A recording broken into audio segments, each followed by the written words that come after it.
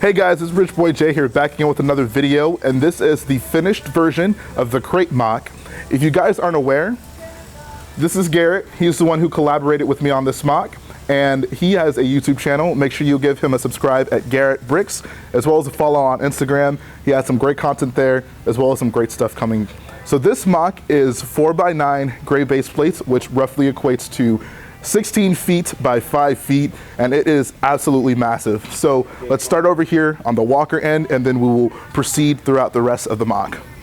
This is my minifig scale AT-M6. It has about 16,000 pieces. It's about 3 feet tall, and this is obviously one of the many AT-M6s that appeared in the film. It's obviously a little bit difficult to include more of those there, but I am happy that I was able to complete that for this project. This is the long-awaited minifigure scale Kylo Ren command shuttle that Garrett actually put together, and this thing is absolutely menacing. You guys can even see that there's an interior, and you can kind of see some of the characters' faces poking through there, some of those shuttle pilots, and there are lights in there as well. This thing is almost as tall as the AT-AT walker over here. It's probably a bit taller actually. And this is actually a first order version of the AT-AT. A lot of people didn't actually remember these things being in the movie, but yes, there was about a couple AT-ATs along with the 8 AT-M6s. I had this initially as an Imperial AT-AT, and I decided to convert it to a first order version for this MOC. Coming back around, you can see that there are a group of snowtroopers making their way into the MOC. Got some lovely footprint details in there. I know the main question people are going to ask is, where is the battering ram cannon? And it was definitely something we considered doing, but it ended up just being way too big for the MOC. You can see that with these 3 ships right here, it's already pretty crowded, and the battering ram would actually be probably as big as all 3 of these put together in this area. So we figured it would be much more interesting to just have the walkers and the Kylo Ren command shuttle, and I really do hope that that suffices for this MOC. Speaking of footprints, we also have footprints for the walkers, so you can see that they're leaving some of the salt uncovered, showing the lower layer of the red dirt. And that is the same for the AT-M6. One of the things I did want to highlight is that we put some excruciating work into having the edges of this MOC detailed.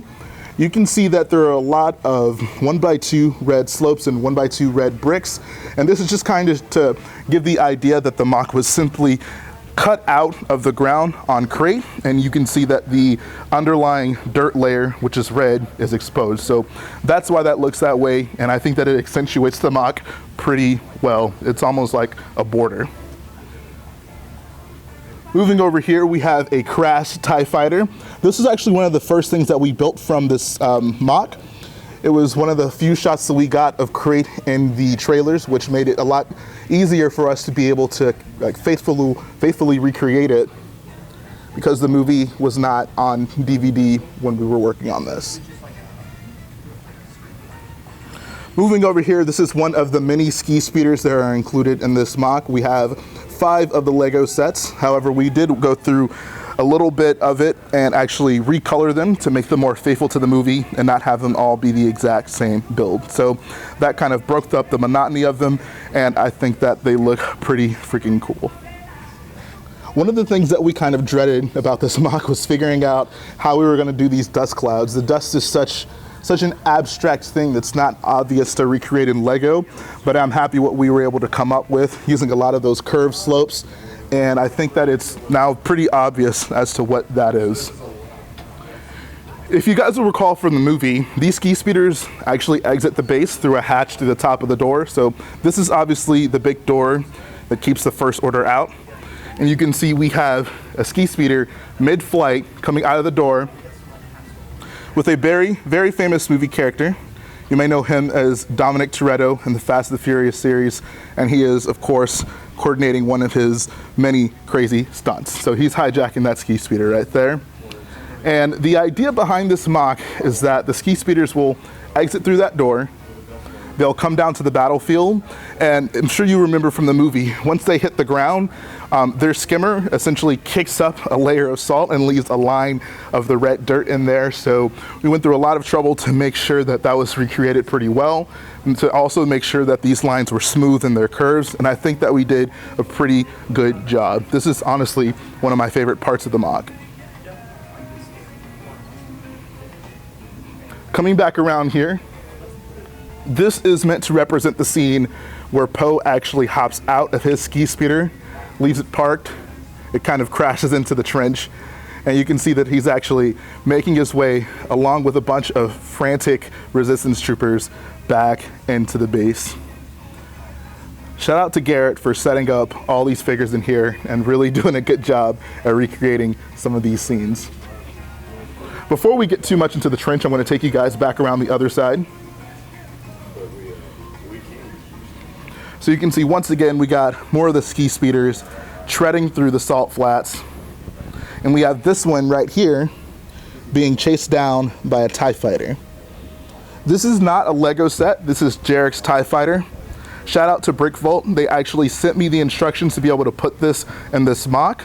I wasn't going to initially because I had about 5 of the Lego TIE Fighter set, and Garrett had many of them as well, so we figured we'll have more than enough. There's no need to build these, but these were such good looking builds that it was really hard for us not to. So went ahead and constructed one of these for the MOC, and I think it really fits in well with the rest of the custom builds that we did. So another shot of that ski speeder. Moving over here to the other side of the trench, you're going to see some familiar faces. So right there is David Hall, hanging out with his best friend, Chris Productions. And we have some more of those resistance troops in there. And oh, who is this? Other than Garrett Bricks and Rich Boy J on the front lines, putting in work. And then you can see on this side as well, the trenches do go back into the tunnels and into the base. Now let's go to the main trench area. So right here in the trenches are a group of very important people. A big part of building this MOC was doing a live build streams on YouTube, and those were very fun. We had a great time with everyone who joined in with us. And of course, that meant that we had to recruit some moderators to ensure that law and order presided over the chat rooms. So I'm gonna give a shout out to all the moderators who helped out, starting out with Stormy Bricks right here. Lego Hub Productions, who actually sent us a nice custom shirt. So you can see he has his Lego Hub shirt with the logo on it. And he sent us some custom shirts for ourselves as well. So shout out to Lego Hub. Right here is Thomas Vandenberg, Fives Productions. We got the Brick Plug John Cena. We got Zandy Boy, AKA Star Wars Trumpet. We have 2 of the newer mods, Garrett, not to be confused with the Garrett who I collaborated on this MOC with, as well as Collecting Bricks.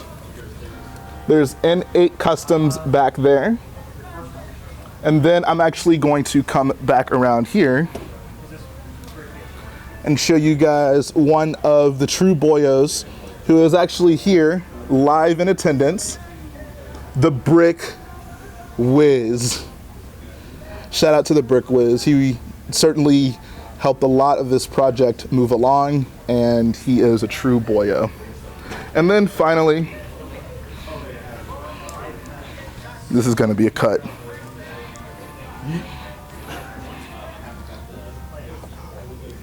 We also got Oblivious Stormtrooper over here, frantic, as he should be from Poe's recklessness.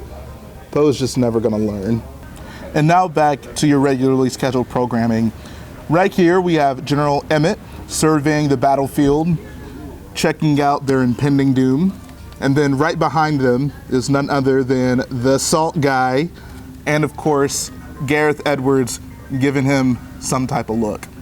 The trenches were a very big part of this MOC. This is probably the most unique looking thing on the outside of the battlefield. So we went through a lot of the scenes in the movie to ensure that we were able to faithfully recreate this. So you'll see tons of details in it, namely those pipes going through the back wall. There's some black tubes and more pipes going along the bottom of the trenches. You can see there are the doors that lead back to the base. Some ladders that allow you to get on top of the ground. And then of course, the trenches go through the bottom of the turrets. You can see through there, it goes all the way through. So that was actually a really cool thing to be able to recreate with this MOC. So let's check out these turrets. These were some custom builds that I did, and I'm really happy with the way that they came out. These are both very large, much larger than I even anticipated them on being, but I think all of the details are there. So I'm actually going to take you guys around the MOC. Here we have the more interesting side of the trenches, and most people will remember this side because this is the only side you actually see in the movie. These are designed to actually come apart and be modular, so there's space in there for an interior actually going all throughout the bottom of the build. We actually ran out of time and weren't able to include that, but I think I'm going to keep one of these for my personal collection, and that might be something worth looking into, adding an interior to that. One of the cool parts of it was that because it came apart, you can actually see all the way down through the bottom of it, which is where that door is that leads through the bottom of the turret. So that was actually really fun to be able to build. So we are actually able to pull up these trench sections and expose the tunnels. So you can see there's a guy running in there. Another guy in there. Then the tunnels curve around. And they actually go right into the entrance in the trenches. So you can see right through there, the tunnels lead back from the trenches around the ground, and they actually go back into the base. So we wanted to have some semblance of accuracy in how these guys are able to actually get from the base into the trenches. And it's the exact same way on the other side of the MOC. So that was actually a lot of fun to be able to do. So now let's take a look at the mountains and the door. You can see that we used many different colors in these to recreate the Crait aesthetic, namely them being dark gray slopes, white slopes, red slopes, as well as some light gray in there. And I think they all work together to provide an interesting color pattern. And I think they all come together to provide an interesting color palette and combination that looks pretty similar to what we see on Crait. So the white is obviously there to represent the salt. The red in there represents some of the exposed dirt, which is the natural color on the planet. And of course the dark gray for the rocks. There's a look at it on the other side. The big door was quite a challenge. You can see that there are many dark tan slopes to be able to recreate the rusted aesthetic of it. And we even included some of those slopes on the bottom in a reverse form to kind of represent the beveling that it does once it hits the bottom of the door. So all in all, I think they all work together to provide a pretty good look at what Crait represented. So now let's take a look around the backside of the MOC. First, let's start with none other than a reference to the prequels. We got Anakin and Padme, I guess on Geonosis. Got the Geonosian coming out of the wall, indicative of that scene from episode 2. Down here we have the main command room. So you can see Leia's in there on her chair. They are gang planning against the First Order.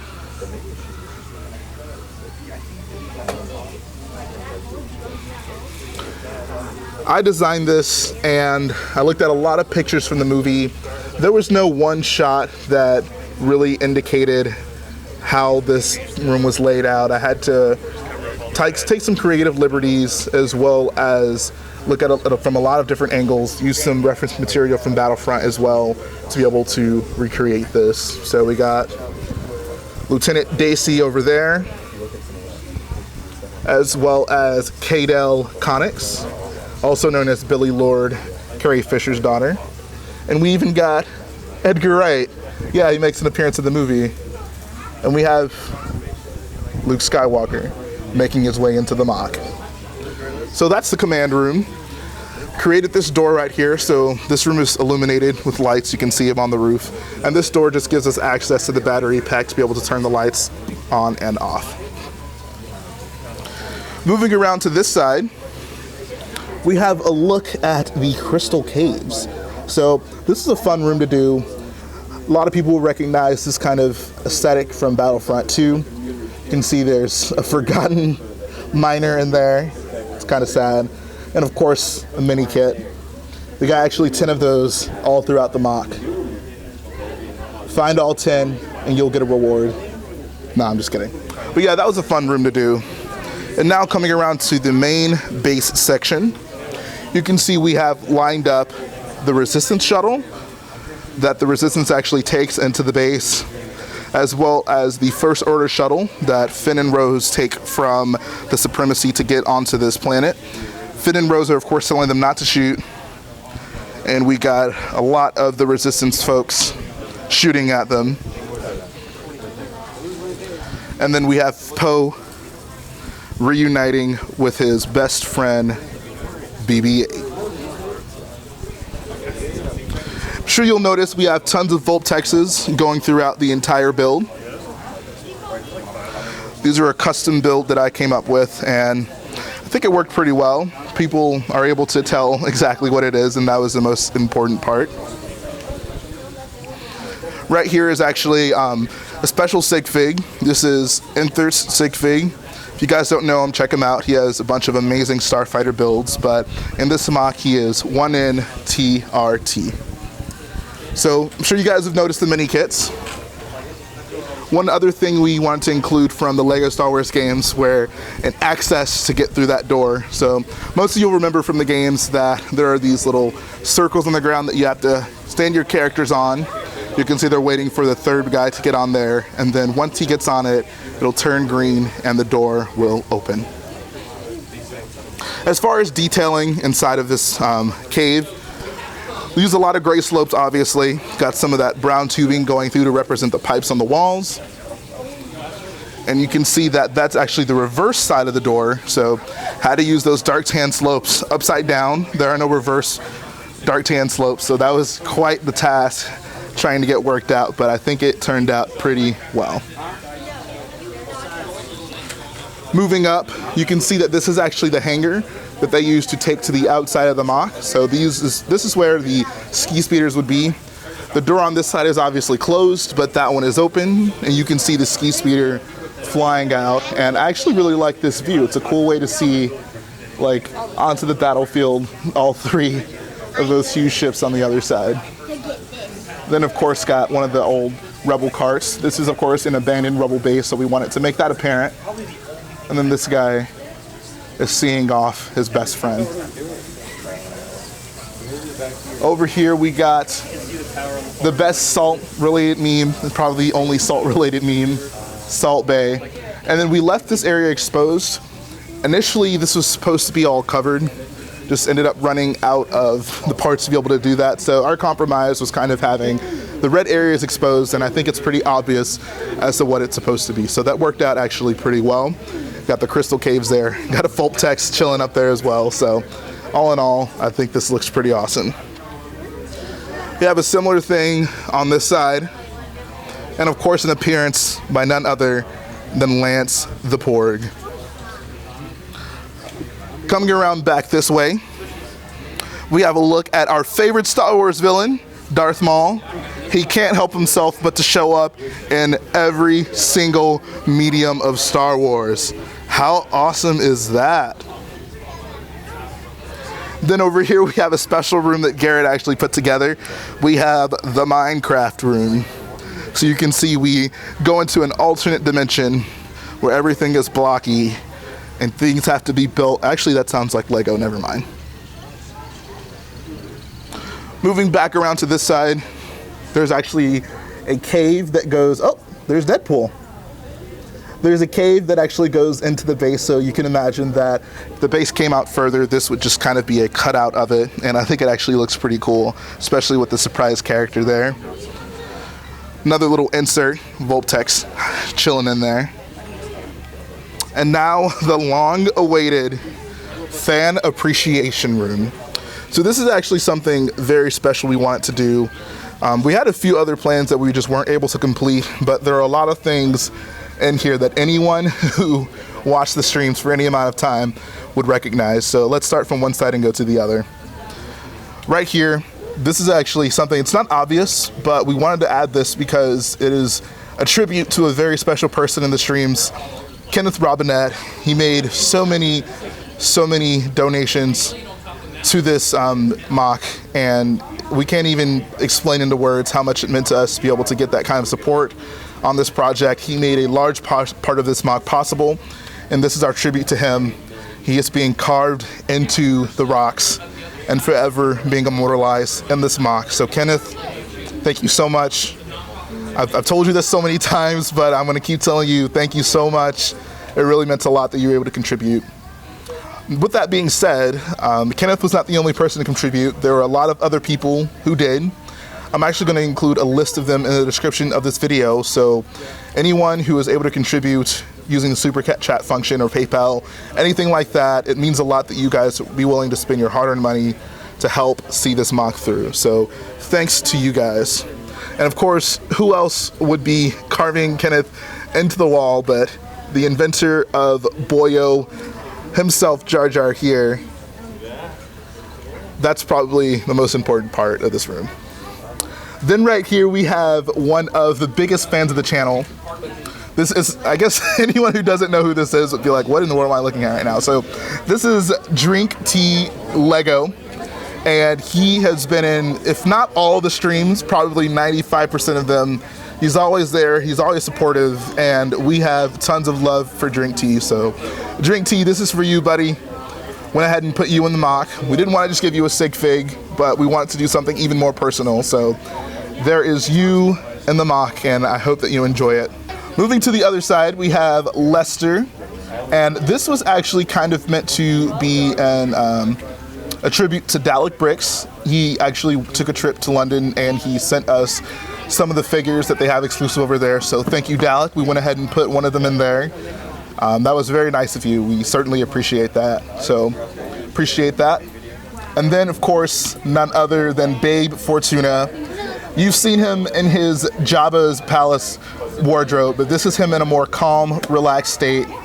And you can definitely see his six-pack busting through that robe. So that's the room, guys. Also, we have Beta Lug Brick right there. Shout out to Beta Lug, you guys are awesome. But yeah, that's the room, guys. I hope that you guys got a kick out of this. All the things in here that just kind of bring back memories from the streams.